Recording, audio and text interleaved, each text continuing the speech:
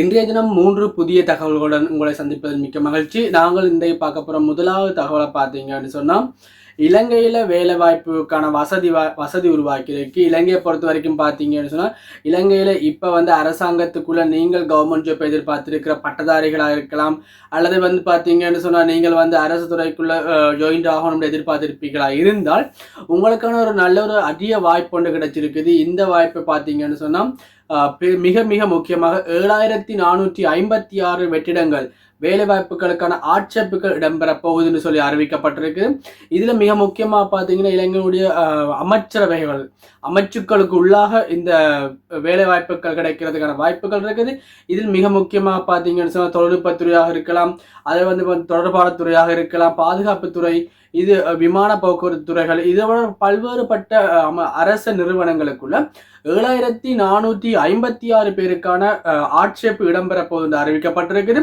எனவே இவ்வாறான ஆட்சேப்பை எதிர்பார்த்திருக்கின்ற வேலையற்ற பட்டதாரிகளாக இருக்கலாம், அல்லது அரசு துறைக்குள்ள வேலையை எதிர்பார்த்திருக்கிற நீங்களா இருந்தால் நீங்கள் தொடர்ந்து வருகின்ற மாதங்களில் வருகின்ற அரச கெசட் வழியா பார்த்துக்கொள்ளுங்க. ஸோ கெசட்ல இது அறிவிக்கப்படும். அது இல்லாமல் அரச பத்திரிகையிலும் இது அறிவிக்கப்படும், அரச தொலைக்காட்சியிலும் அறிவிக்கப்படும். ஸோ அரசு துறையை பொறுத்த வரைக்கும் வேலைவாய்ப்புக்கு இடம்பெறுகின்ற போது பொதுவாக 3 ஊடகத்துறைகளிலும், அது பத்திரிகை வழியாக, அல்லது அத்துடன் தொலைக்காட்சி துறை ஊடாக, அத்துடன் பார்த்தீங்க என்றால் அரச வானொலிகள் ஊடாகவும் இந்த வேலை வாய்ப்புகள் அறிவிக்கப்படும். ஸோ நீங்கள் முடிந்தளவு புதிய கெசட்ஸ் வரும்போது அந்த கெசட்ஸ் எல்லா பிரதேசங்கள் இருக்கிற லைப்ரரியில் நீங்கள் அதை பார்க்கலாம், அதை நீங்கள் எடுத்துக்கொள்ளலாம், அல்லது நீங்கள் ஆன்லைனில் டவுன்லோட் பண்ணிக்கொள்ள முடியும். ஆகவே இதை நீங்கள் டவுன்லோட் பண்ணிக்கொள்ளுங்க. ஆகவே அதன் மூலம் நீங்கள் உங்களுக்கான வேலை வாய்ப்புகளை பெற்றுக்கொள்றதுக்கான அரிய வாய்ப்பு ஒன்று கிடைச்சிருக்குது. இதுக்கு அடுத்ததாக 2வது நாங்கள் பார்க்க போகிற விடயம் கனடாவை பொறுத்த வரைக்கும், கனடாவில் இன்றைக்கு நாளாந்த ஊழியம், அதாவது மணித்தியாலத்துக்கான சம்பளம் அதிகரிக்கப்பட்டிருக்குன்னு சொல்லி அறிவிப்பு வந்திருக்குது. இந்த அறிவிக்கப்பட்ட சம்பளத்தை பார்த்தீங்கன்னு சொன்னால் ஒரு மணித்தியாலத்துக்கு ஒரு நபருக்கான சம்பளமாக 17.82 கனேடிய டாலர்கள் வழங்கப்படும் என்று சொல்லி அறிவிக்கப்பட்டிருக்குது. இதற்கு முன்னர் இதை விட குறைவான அளவு சம்பளம் தான் வழங்கப்பட்டது. ஆகவே இவ்வாறான சம்பள அதிகரிப்பு பார்த்தீங்கன்னா இது கனடாவில் படிச்சுக்கொண்டு பார்ட் டைம் வேலை செய்கிறார்கள். கனடாவில் இங்கே கனடாவில் பார்த்தீங்கன்னு சொன்னால் நிறைய பேர் பார்ட் டைம் வேலை செஞ்சு கொண்டிருக்கணும், படிச்சுக்கொண்டு யூனிவர்சிட்டியில் சேர்ந்து படிச்சுக்கொண்டு பார்ட் டைம் வேலை செய்யணும். ஸோ அவர்களுக்கான சம்பளம் மனத்திய அடிப்படையில் இங்கே கொடுக்கப்படும். இப்போ இங்கே கனடாவை பொறுத்த வரைக்கும் இந்த சம்பளம் பார்த்தீங்கன்னு சொன்னால் ஒரு மனத்தியாலயத்துக்கு 17.82 கனடிய டாலராக அதிகரிக்கப்பட்டிருப்பதனால் அது மிகவும் ஒரு மோட்டிவேஷனாக இருக்கும், இலகுவாக நீங்கள் ஏர்ன் பண்ணிக்கொள்ள முடியும். கனடாவில் ஏற்பட்டு கொண்டு வர பணவீக்கம், அதே மாதிரி பொருட்களுடைய விலைவாசிகளுடைய அதிகரிப்பும் பொருளாதார பிரச்சனைகளுக்கு நிவர்த்தி செய்யறதுக்காக, அல்லது அதிலிருந்து மக்களை பாதுகாத்துக் கொள்ற நோக்கத்தில் இந்த சம்பள அதிகரிப்பு வழங்கப்பட்டிருக்கு. 3வது விடயம் நான் கனடா தொடர்பான விடயம் தான் இங்கே பார்க்க போகிறோம். இது கனடா மற்றும் அமெரிக்கா தொடர்பான ஒரு விடயமாக இருக்கும். எங்களுக்கு தெரியும் 2025ஆம் ஆண்டிலேயே மிகவும் சர்ச்சைக்குரிய ஒரு தலைவராக கருதப்படுற ஆளாக பார்த்தீங்கன்னு சொன்னால் அமெரிக்க பிரசிடண்டாக இருக்கிற டொனால்ட் ட்ரம்ப். ஸோ இவருடைய அறிவிப்புகள், ஆட்சி பொறுப்புக்கு வந்த 200 சர்ச்சைக்குரிய அறிவிப்புகளில் கையொப்பமிட்டிருந்தார். அது மட்டுமில்லாமல் தொடர்ந்து ஒவ்வொரு நாளும் புது விடயங்கள், புது சர்ச்சை ஏற்படுத்தக்கூடிய, அல்லது பேசு பொருளை ஏற்படுத்தக்கூடிய விடயங்கள்ல தான் இவருடைய செயற்பாடுகள் இருக்குது. அப்படியான வகையில் பார்த்தீங்கன்னு சொன்னால் நார்மலாக மெக்சிகோண்ட எல்லை தொடர்பான பிரச்சனையாக இருக்கலாம். அதே மாதிரி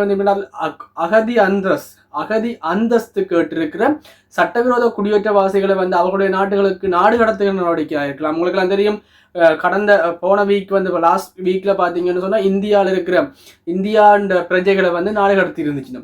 கால்விலங்குகள் போட்டு ராணுவ விமானத்தின் மூலம் நாடு கடத்தல் நடவடிக்கையும் ஈடுபட்டிருந்தார்.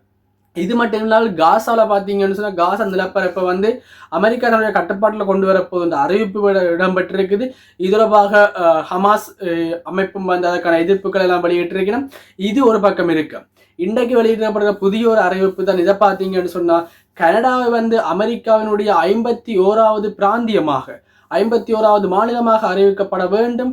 அது கனடா அமெரிக்காவினுடையது என்று சொல்லி உரிமை கொண்டாடுறதுக்கு டொனால்ட் ட்ரம்ப் வெளிக்கிட்டு இருக்கிறார். கனடிய பிரதமர் ரூடோ கருத்து வெளியிடுகையில அவர் சொல்லியிருக்க ஒரு மிக முக்கியமான விடயம் தான் கனடாவை பொறுத்த வரைக்கும் அமெரிக்காவுடைய பிரசிடனுடைய கருத்துக்கள் உண்மைத்தன்மையாக இருக்குது. அவர் அதை உண்மையாகத்தான், அதாவது கனடாவை வந்து அமெரிக்காவுடைய பிராந்தியமாக கொண்டு வரணும்ன்றதுல டொனால்ட் ட்ரம்ப் முழு மூச்சாக ஈடுபட்டு கொண்டிருக்கிறார் என்று சொல்லி கனடிய பிரதமரை உறுதிப்படுத்தியிருக்கிறார். ஸோ இது ஒரு மிக முக்கியமான விடயம். இங்கே என்ன பேச போறோம்னு சொல்லி பார்த்தீங்கன்னா, இந்தியா, இலங்கை இது போன்ற நாடுகளில் இருக்கிற மக்கள் வந்து அதிகளவானவர்கள் கனடாவில் வந்து அகதி அந்தஸ்தை கோரி குடியுரிமை கோரி இருக்கணும். ஆக இவ்வாறு அகதி அந்தஸ்தை கோரி இருக்கிற கனடிய தமிழ் மக்களாக இருக்கலாம், இலங்கை இந்திய மக்களாக இருக்கலாம், இவர்களுக்கு எல்லாரும் வந்து முடிந்த அளவு நீங்கள் உங்களுடைய குடியுரிமைக்கான நடவடிக்கைகளை மிக விரைவாக எடுத்துக்கொள்ளுங்க.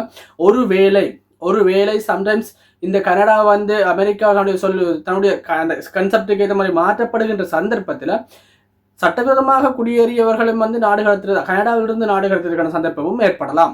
ஆகவே முடிந்தளவு உங்களுக்கு குடியுரிமையை அதிகரித்துக் கொள்ளுங்க. ஸோ இவை நான் உங்களுக்கு கொண்டு வர புதிய தகவல்கள், எனக்கு தெரிஞ்ச புதிய தகவல்கள், நான் பாதித்த புதிய தகவல்களை உங்களுக்கு வழங்குகிறேன்.